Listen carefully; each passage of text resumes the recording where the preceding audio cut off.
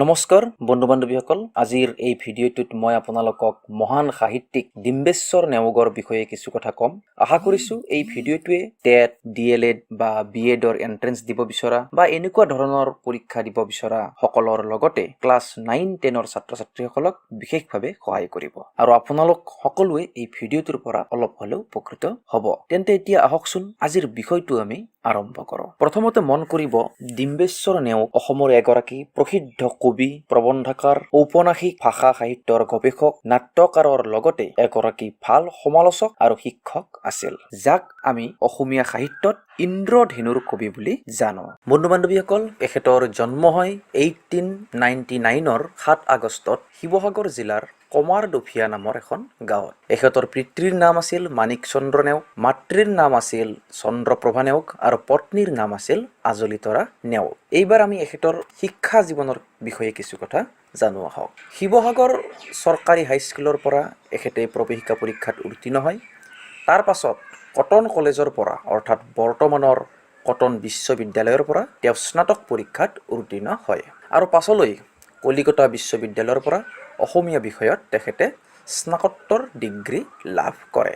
এইবাৰ আমি এখেতৰ কৰ্মজীৱনৰ বিষয়ে কিছু কথা জানো আহক। তেখেতে শিক্ষকতাৰে চাকৰি জীৱন আৰম্ভ কৰে আৰু পাছলৈ 1951ত যোৰহাট নৰ্মাল স্কুলৰ অধ্যক্ষ পদৰ পৰা অৱসৰ গ্ৰহণ কৰে। এখেতে 1920ত কটন কলেজৰ হাতে লিখা আলোচনী সেউজীখনো সম্পাদনা কৰিছিল। তাৰ পাছত 1923ৰ পৰা 1924ৰ সময়সীমাত গুৱাহাটী লিটাৰেৰী ক্লাবৰ প্ৰধান সম্পাদকো এখেত আছিল। এখেতে অসম ছাত্ৰ সন্মিলনৰ সাহিত্য শাখাৰ সম্পাদকো আছিল, লগতে ছাত্ৰ সন্মিলনৰ মুখপত্ৰ মিলন আৰু জনমভূমিৰ সম্পাদকো আছিল। তাৰ পাছত এখেতে 1944ৰ পৰা 1947লৈ অসম সাহিত্য সভাৰ সম্পাদক আছিল আৰু পাছলৈ 1964ৰ অসম সাহিত্য সভাৰ ডিগবৈ অধিৱেশনৰ সভাপতিও আছিল।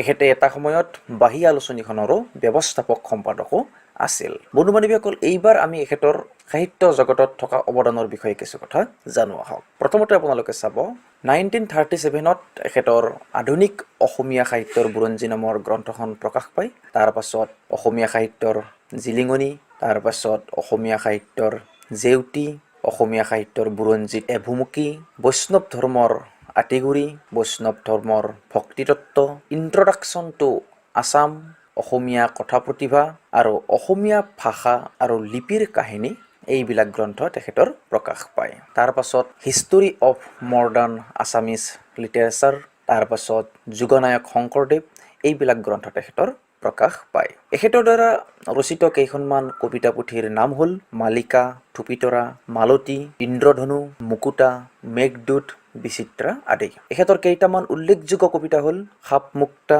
মোৰ গাঁও, শেষ গায়ক আদি। এইবিলাকৰ উপৰিও এখেতে অতীত মাধুৰী আৰু শিশুলীলা নামৰ গ্ৰন্থ দুখনো ৰচনা কৰিছিল। বন্ধু বান্ধৱীসকল, এখেতৰ নিজৰ মাতৃভূমিক লৈ অত্যন্ত ভালপোৱা আছিল, অৰ্থাৎ এখেতৰ স্বদেশৰ প্ৰতি ভালপোৱা অতুলনীয় আছিল। অসমৰ অস্তিত্ব ৰক্ষাৰ আন্দোলনৰ সময়ত এখেতৰ এষাৰি বাক্যই জাতীয়বাদী ভাৱধাৰা প্ৰসাৰত বিশেষভাৱে অৰিহণা যোগাইছিল। সেই বাক্যশাৰী আছিল, মৰে অসম জীয়ে কোন, জীয়ে অসম মৰে কোন। বন্ধু বান্ধৱীসকল, এইজনা মহান ব্যক্তিৰ 1966ৰ 11 নৱেম্বৰত অসম চিকিৎসা মহাবিদ্যালয়ত মৃত্যু হয়। বন্ধু বান্ধৱীসকল, আশা কৰিছোঁ আজিৰ এই ভিডিঅ'টোৰ পৰা আপোনালোকে অলপ হ'লেও উপকৃত হ'ল। যদিহে ভিডিঅ'টো ভাল লাগিছে তেন্তে প্লিজ লাইক, কমেণ্ট, শ্বেয়াৰ কৰিবলৈ নাপাহৰিব। ধন্যবাদ।